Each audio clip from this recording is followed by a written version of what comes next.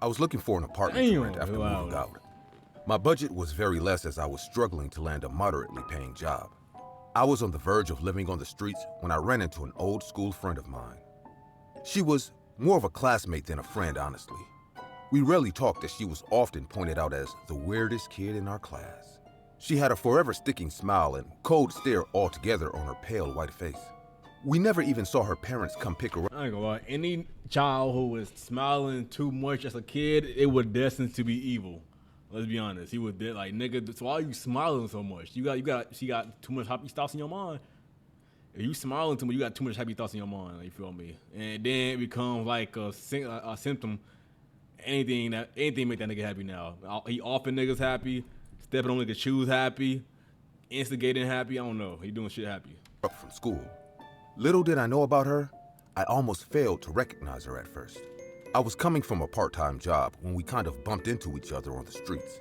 She took one look at me and said, "Holy, what a surprise." I stopped and stared at her for a while. "Didn't you recognize me? I am Natalie, the weird kid." She smiled while Oh yeah, and she said she looked at you. You know how she ended the hell no. She said you called me the weird kid. She finna get revenge like a motherfucker. saying that, and I did recognize her right there. I get extremely embarrassed for my bad memory. We went to a coffee shop and probably for the first time, I finally got to know Natalie as a person. She was working as a waitress in a restaurant and living in her parents' old apartment. "At least I can live there rent-free," Natalie said in a mocking tone. I couldn't laugh because that was a huge deal for me. I told her everything about my condition, and surprisingly, she decided to help me. "Look, I can use a roommate right now and you can pay whatever you are comfortable with." She was so kind and not.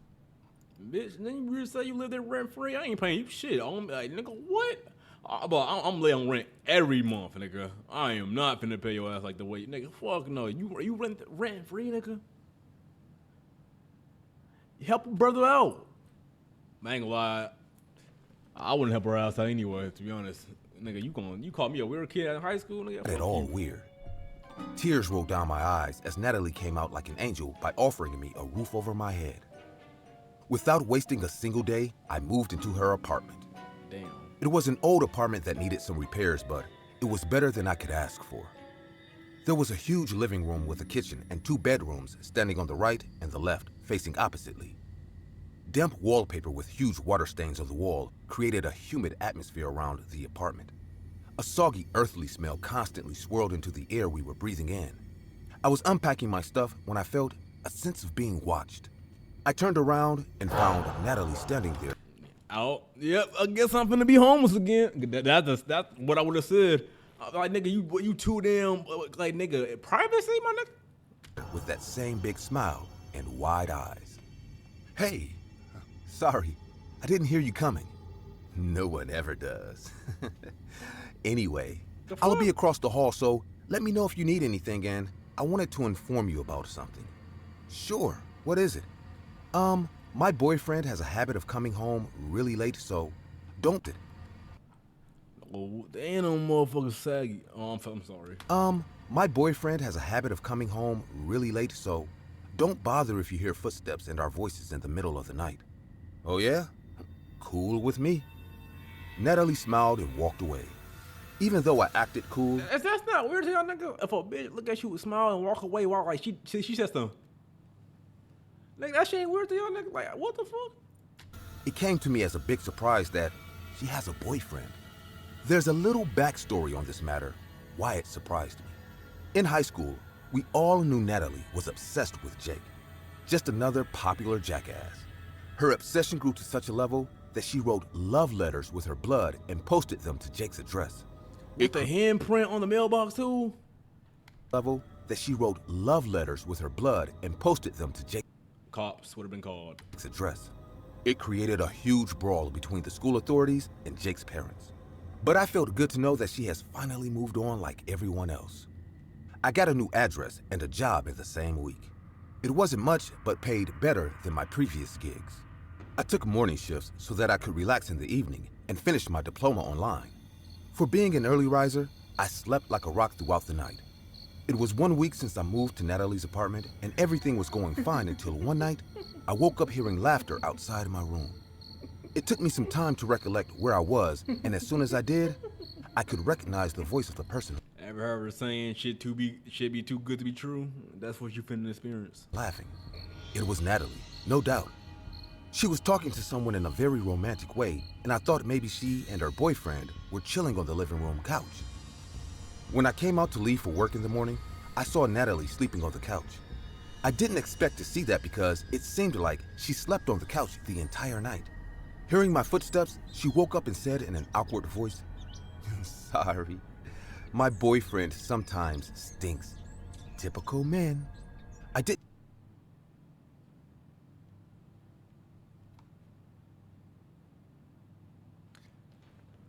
Nigga, she is dating a ghost? Didn't say anything and had my breakfast to set out for work. At work, I thought to take Natalie and her boyfriend for a movie treat for being so kind to me. I called her saying, "Hey, would you like to go to a movie tonight? I have got 3 tickets." Without answering my previous question, Natalie asked, "3 tickets? Why?" "For us and your boyfriend. I mean, you guys have been so nice to me, that's why." But Natalie didn't let me finish. She answered in a hurry. "Sorry, we can't go tonight. Maybe some other time, Holly." She disconnected the phone and I got surprised by this weird behavior of hers. I got a little hurt as she refused me right away. I went home early, canceling all the plans that night. I just wanted to go to bed and sleep. I knocked on the door, but no one answered. I used my key to get inside the apartment. The lights. Nigga, what? I hate you. I hate motherfuckers like you. Why do you? I ain't gonna lie, this been going on to my house a minute. When I was with my mom and my dad, nigga, them niggas will have keys hanging from their necks, and they still knock on the door for me to come down. But I hated that shit, but nigga, and you one of them. Were all turned off like no one's home. I called out to Natalie, but there was no sign of her.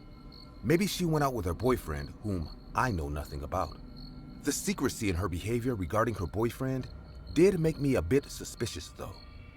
So, without thinking further, I crossed my limit. I went to her room and twisted her doorknob. See, I ain't gonna lie, that's not even a horror movie sometimes. Like, nigga, y'all did that be asking, like, I can't just mind y'all business. She didn't even knock. She went by the door, grabbed the handle, and opened that bitch. Like, nigga, why? But unfortunately, it was closed. So I turned around to go to my room when I saw Natalie standing right behind me. "Geez, where did you come from?" "What are you doing here, Holly?" "Oh, sorry. I was just trying to check if you were sleeping inside because you didn't answer the door." I went out. "Can I go to my room now?" "Sure, of course. I'm sorry." With a highly embarrassed face, I came to my room and closed the door. I already ate, so I changed into my sleep clothes and lied on the bed. It was around 2:30 a.m. when I heard Natalie talking again to her boyfriend. I came out and found her room locked from the inside. I couldn't hold my curiosity anymore. I slowly peeked in from the keyhole. Like, nigga, can I just mind their business, dog? That shit literally free. And what I saw gave me goosebumps. Natalie was sitting on a chair, and opposite her sat a dried-out corpse dressed in a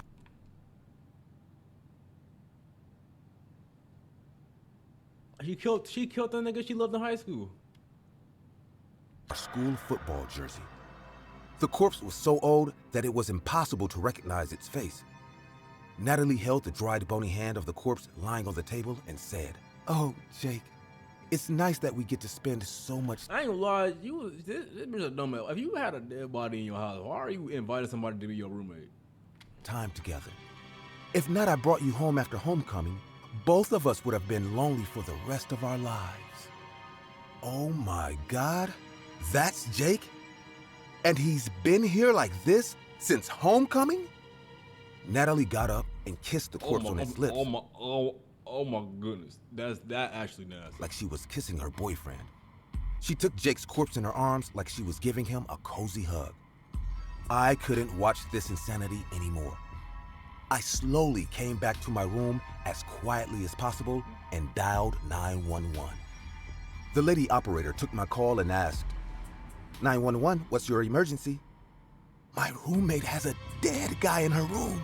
She is crazy. Did she kill that That shit was funny until I heard what the fuck the operator just said.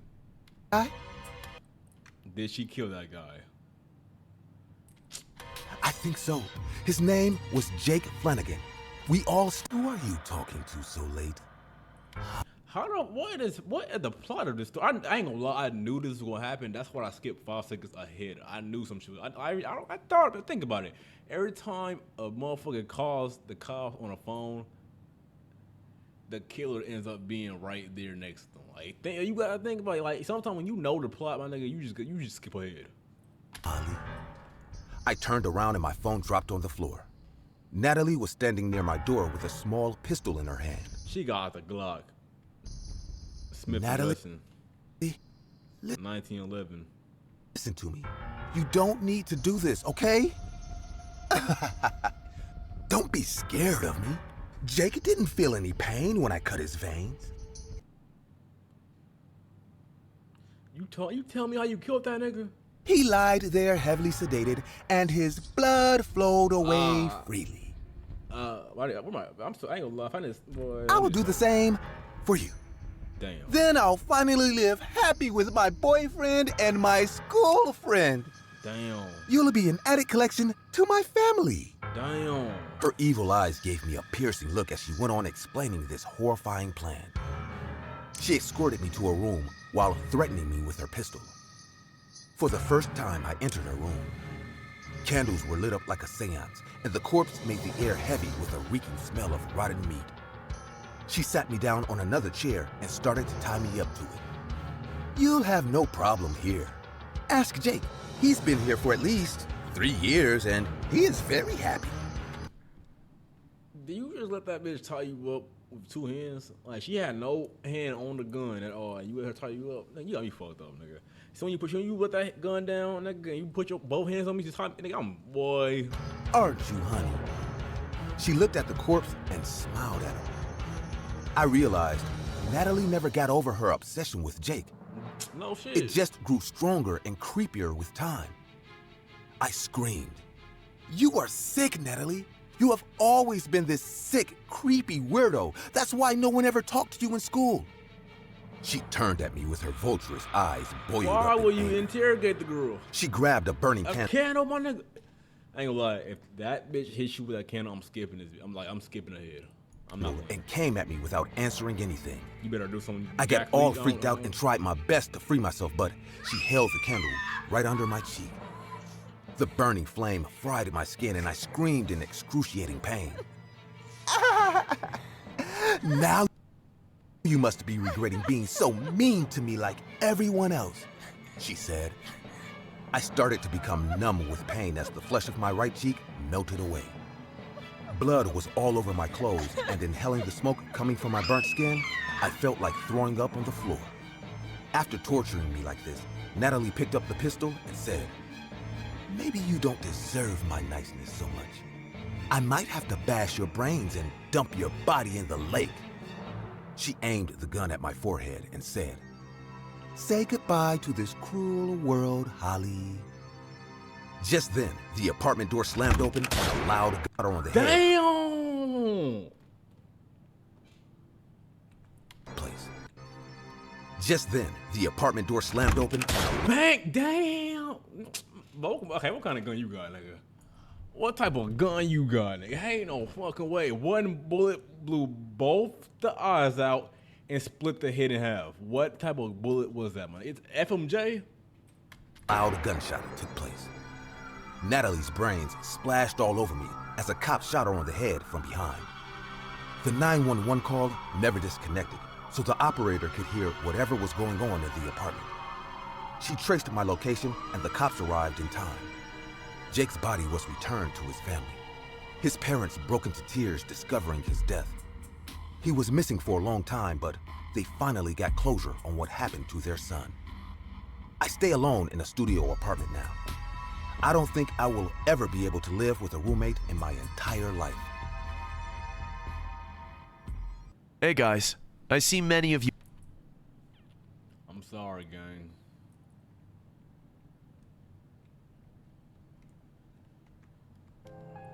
There is no such thing as a perfect roommate, but I do believe I was lucky enough to have found one. His name was Benjamin, and he was more than a brother to me. I started college about 3 years ago. My dad owned a huge apartment that was no bullshit. Like I'm not even like no bullshit. Like, but every time I see a nigga with a beard and this haircut, I just think gay. Like that's the first thing I think of is gay. Like there's nothing wrong with being gay. I'm not saying there is. But that's just what I think of when I see this haircut. And it's been like this beard. on the college campus, and he told me I could use it for accommodation. I stayed there alone during my first year, as I thought that it'd be better that way. But I eventually began the quest to look for a roommate. It took me a while to find someone, as everyone I interviewed seemed wrong. Well, everyone till Benjamin. I had met him the week before in one of my classes, and he was the perfect mix of everything. He was cool and he had a chill Isn't that the hair of Roblox? I'm sorry. and calm aura. He was also social, as he had a lot of different friend groups. And he was really smart, as he helped me in a lot of my classes. One afternoon, during a class, I asked him to be my roommate, and he agreed. And after the amazing first year, we were like brothers. I remember once telling him, "Hey Benji, I'm so glad I met you, man. You are one perfect dude." I remember him replying to me with a weird look in his eyes, saying, "Nah, man, no one is perfect, especially not me." At that time, I didn't understand what he meant by that, as I didn't agree with him. But it took me 3 years before I came to realize that no one is really who they seem to be. After 3 years of amazing nights, great parties, and many great memories with Benjamin, the year 2020 came with a different tune and a slew of surprises. The unexpected lockdown being one of them.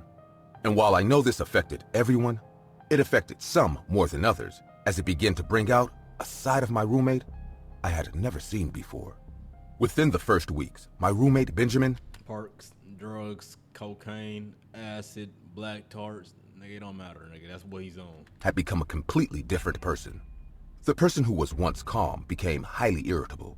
His eyes were always puffy and red, and he always seemed anxious. He began to avoid me entirely. He also didn't eat right, and he spent most of his time locked up in his room. I tried talking to him numerous times, but I was always pushed away. One night, I remember waking up half asleep. My eyes were foggy, but out of the corner of my eye, I could have sworn I saw Benjamin diving his nose into what seemed to be a hamster. I didn't understand what was going on, as it looked like he was smelling the animal. I knew he didn't have any pets, so no matter how much I tried, my mind couldn't explain what was going on. I remember ignoring it and going back to Boy, that nigga better not eat that New York rat. He better not eat that New York rat, my nigga. sleep. As since we didn't talk anymore, I knew asking would do me no good. As the months went by, Benjamin became worse, as whatever was ailing him made him look depleted. It was obvious he needed something he wasn't able to get due to the lockdown. And the lack of whatever it was that he needed began to mess him up. Once again, I tried to ask because I really wanted to help him, but all my efforts were in vain. I remember telling him, "Just tell me what it is, man. I'm here to help you, and I can't do that if I don't know what it is." But as usual, nothing but silence answered me, as Benjamin had become mute. Little did I know that, by the end of the week, I would soon find out what he wanted. And it was something that I didn't want to give. It was on a Friday night. I had spent the whole day playing video games. As like everyone, I was inside all day, and there was nothing else to do. I remember walking into the kitchen, and I saw That nigga, he wants a body? That's what he wants? He wants a body? Nigga, what is, what, how, Benjamin's. how the first what? I hope he explain how his eyes got like this, because this not, ain't no way to just like a sleep. standing there with a knife clenched in his hand. He was breathing hard, and his eyes were bloodshot red. I remember asking him, "What the fuck are you doing, man? I know you've been acting weird, but don't play like that." And that's when he looked at me with tears in his eyes and said, "I really don't want to hurt you, man, but I've tried, and it's not working. I've tried getting it from rodents, but it's not the same." He got joy of killing niggas. That's why he said, "Oh my goodness." I need this man, even if it's just a little. As he spoke, I could see the pain in his eyes, and I could tell that he was fighting with whatever was controlling him. I remember walking closer to where he was standing and telling him, "Look, man, I don't completely understand what you're saying, but I'm your brother, man, and I'm here to help, if you'd let me." And as I approached him to touch his shoulder, he viciously swung the knife at me. I narrowly dodged the attack, and before I could say anything, he attacked me again. I saw the look in his eyes, and I realized that whatever he had been fighting with for the past few months had completely taken over, and if I didn't defend myself, my roommate was going to kill me. He attacked me numerous times before I finally managed to get a hold of the knife, and we began to struggle. We struggled for a while as I fought to take the knife away from him, and as I was about to pry the weapon out of his hands, that was when Benjamin kicked me in the shin. Damn. The pain made me let go of the knife, and without thinking, he struck me again. This time, I wasn't quick enough to dodge it, and I felt the blade connect with my arm. And within seconds, blood was everywhere. Damn. My arm began to sting with pain as a pool of blood was forming on the floor. The scene was ghastly, but I wasn't ready for what happened next. As I watched my roommate Benjamin rush to the floor where the little pool of blood had formed, and with no hesitation, he put his head close to it and he began to inhale vigorously. The sight was sickening, as his face was covered in blood as he continued to sniff and inhale the blood like it was a delectable dish. Nigga, you telling me this whole story because this nigga got a addiction to blood? The wonderful aroma. I was transfixed by the horrific scene for a few seconds, but I eventually got myself up, and I reached for the nearest lamp, and I brought it down on his head with all the force I could muster.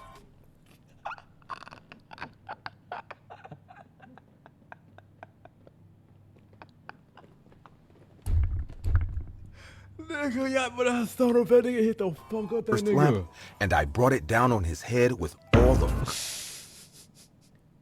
force I could muster. Oh, that shit. He was Hell immediately no. knocked out. Before I could move, the apartment was filled with the campus security guards, That is as the funny noise as a had bitch. attracted them. After explaining what had just happened, Nigga got up Benja- off for smelling straight. What the fuck I'm talking about? Benjamin was restrained, and I was bandaged up. I couldn't stay in my apartment that night, as it was searched. Numerous dead hamsters were found in our apartment, and each of them were perforated to death. What city is this? What the fuck? How do hamsters just enter your home like that? Nigga, like rats. That's a thing where hamsters just be in your houses? As there were numerous holes found on their bodies. I was dumbfounded and confused as I had no idea what was going on. I was told I couldn't stay in my apartment until I was allowed to. After a while, I was called in for questioning by the campus security, and I retold the experience that happened the day before. I remember asking, "What about Benjamin? What happened to him? Why did he attack me? Is he okay?" The campus security guard then replied with, "I can tell you guys were close, so I'll tell you. For the past 2 years, numerous cases of attacks have been reported around the campus as people were knocked unconscious, and when they woke up, they all found numerous small cuts on their bodies. We have been trying to find out who the attacker was for a while now, but after yesterday's event, and in addition, your statement and his confession, we realized that it was Benjamin Robinson." I remember asking, "Why is he doing this? Is he a killer?" And that's when he replied to me with, "No, kid, your friend isn't a killer. He isn't a cannibal either.